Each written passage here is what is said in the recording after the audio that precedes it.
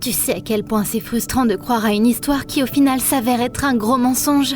Je sais que je ne suis pas une petite fille qui croit aux contes de fées, mais je comprends pas pourquoi je dois assumer tout ce qui s'est passé. Salut tout le monde, je m'appelle Amy et j'ai 15 ans. Et dernièrement, ma vie est devenue un roman gothique. J'ai toujours voulu jouer sur scène, donc dès que j'en ai eu l'occasion, j'ai rejoint le club de théâtre de l'école. Je rêvais de devenir une actrice de renommée mondiale, de jouer des rôles dramatiques et d'hypnotiser le public. Le truc c'est que pour l'instant, tout ce que je faisais, c'était de ranger les accessoires après les spectacles et de temps en temps je jouais un arbre. Mais mon histoire a vraiment commencé au sous-sol, où étaient justement stockés tous ces accessoires et costumes. Je traînais souvent là-bas avec mes potes. On n'avait jamais eu peur de rien.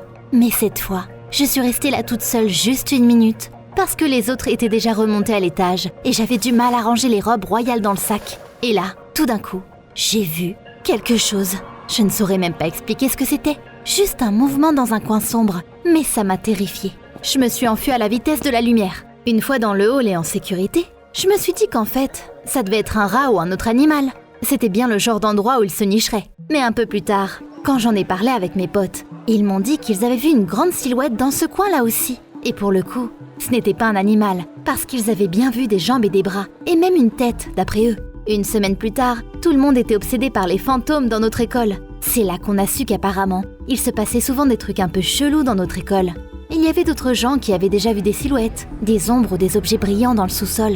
Et il y en a même qui ont dit qu'il y avait des fantômes dans toute l'école, parce qu'il se passait des trucs bizarres aussi à d'autres étages. Pour être honnête, ça me faisait rire tout ça. Genre, d'où un fantôme choisirait de vivre à notre école. Genre, imagine, si on était dans une crypte gothique, un château sombre sur une colline ou un manoir abandonné, là je comprendrais. Mais ici, à l'école, qu'est-ce qu'il ferait ici? Mais quand un des gardiens de l'école a ajouté quelque chose, j'ai commencé à douter un peu.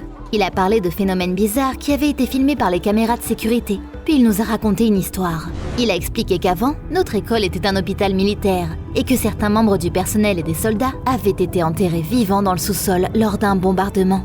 Et depuis, même après toutes les rénovations, le fantôme d'une infirmière se promenait dans l'école à la recherche de ces soldats. Je n'ai pas pu m'empêcher d'aller vérifier si la légende était vraie.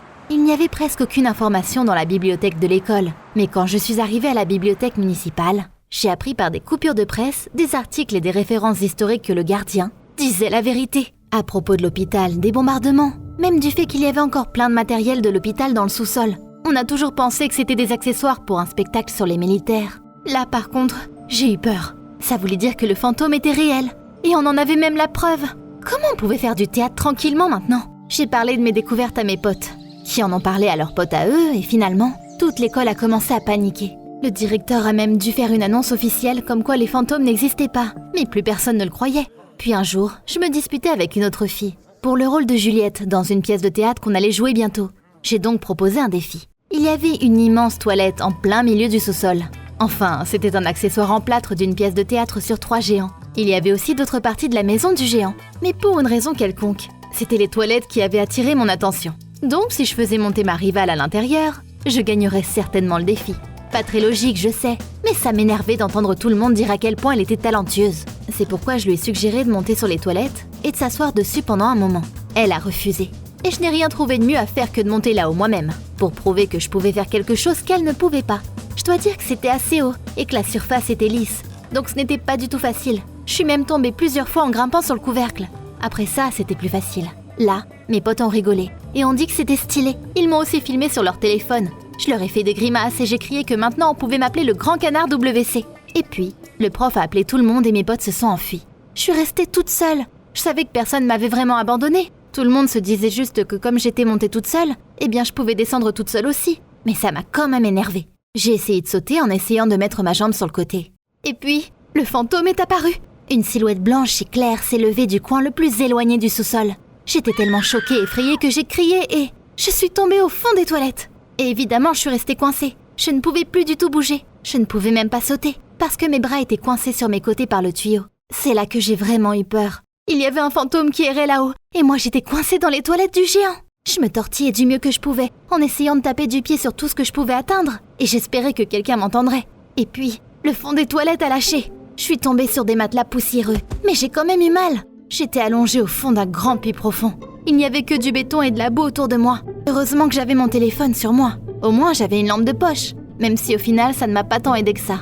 C'était impossible d'escalader un mur aussi raide. Heureusement, il y avait une petite porte qui menait dans le puits. Je n'avais pas beaucoup de choix, donc je l'ai ouvert et j'ai continué mon chemin. C'est comme ça que je me suis retrouvée dans des tunnels sous l'école, les fameux tunnels qui étaient mentionnés dans les notes historiques. C'était pas franchement un endroit que j'avais envie de visiter de base. Mais la peur est vite passée et au final, la curiosité a pris le dessus.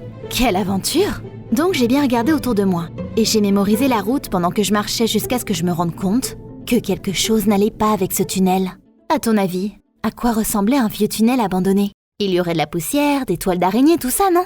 C'est ça qui m'a stressée, parce qu'il n'y a rien de tout ça. C'était comme si quelqu'un avait utilisé activement le tunnel il y a pas si longtemps. Puis j'ai trouvé des morceaux d'une boîte sur le sol, comme si quelque chose avait été traîné dans le tunnel. J'ai trouvé un emballage de bonbons plus loin, et une sorte d'étiquette vaguement familière, et puis... je me suis cachée, parce que j'ai entendu des pas et des voix devant moi. Mais pourquoi je me suis cachée? Eh bien, ça m'étonnerait que mes sauveurs disent « On doit laisser l'échelle en bas la prochaine fois, parce que les gosses commencent à se douter de quelque chose. » Et puis, je me suis approchée et j'ai vu 2 personnes. Je ne voyais pas bien qu'ils étaient dans le noir, mais j'ai bien regardé la grosse boîte dans leurs mains. Voilà ce qu'ils avaient dû traîner dans le tunnel. J'ai donc suivi le couple bizarre sans faire de bruit. Puis j'ai compris qui étaient ces personnes. Des voleurs.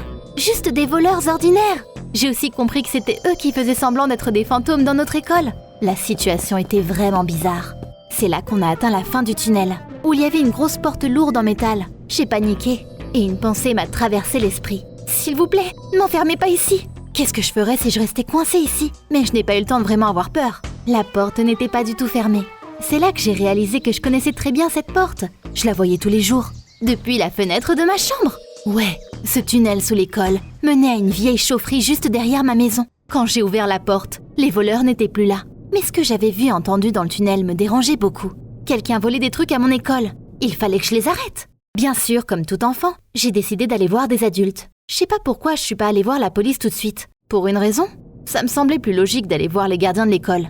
Après tout, c'était leur boulot de nous garder en sécurité. Et Dieu sait pourquoi, mais j'ai choisi de retourner à l'école par le tunnel. Après avoir fait tout le chemin du retour, j'ai vu cette échelle dont les voleurs parlaient. Mais ce n'était pas les voleurs qui l'avaient mis là. C'était le garde de l'école. Celui qui m'avait raconté l'histoire des fantômes, qui se tenait au fond du puits, et il fixait une échelle en bois avec un outil. Il parlait au téléphone avec un des voleurs pendant qu'il le faisait. Oh non! Il travaillait avec eux. Il avait fait exprès de raconter des histoires sur des fantômes, pour que personne ne se dresse sur le chemin de ses potes pendant qu'il volait l'école.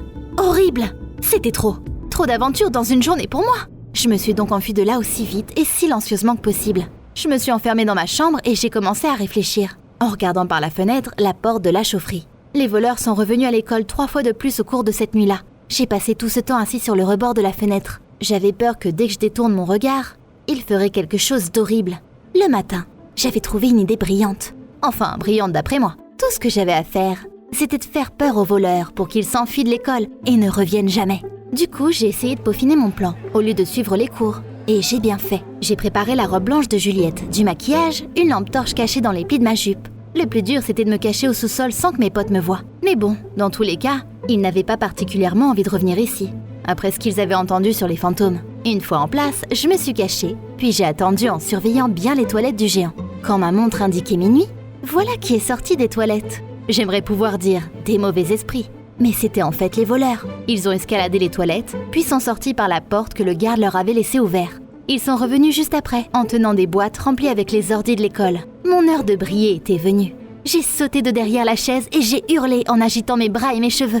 J'ai commencé à leur jeter tout ce sur quoi je pouvais mettre la main. Je sais pas si j'étais une bonne actrice ou quoi, mais ils ont vraiment eu peur de moi. Ils ont rapidement sauté dans les toilettes, en oubliant leur butin. Mais je les ai suivis jusqu'à ce qu'ils disparaissent pour de bon. Les policiers les attendaient déjà à la sortie. Je les avais appelés. Je leur avais dit que des personnes suspectes se promenaient pas loin de chez moi et que j'avais peur. Je suis devenue l'héroïne locale le lendemain matin. La police avait attrapé les criminels, le directeur m'a officiellement remerciée devant tous les élèves et le journal local m'a qualifiée d'actrice la plus talentueuse du club de théâtre de l'école. La porte du tunnel était barricadée pour que personne d'autre ne puisse entrer dans l'école et pour que les élèves ne descendent pas dans le tunnel. Puis, on m'a même donné le rôle de Juliette. Mais j'ai récemment compris à quel point j'avais été en danger. Une écolière contre 2 voleurs adultes, c'est dangereux. J'ai juste eu de la chance que tout se passe bien, hein. Imagine si ça n'avait pas été le cas. En gros, maintenant, j'essaie de réfléchir avant de faire quelque chose de risqué. T'aurais fait quoi à ma place?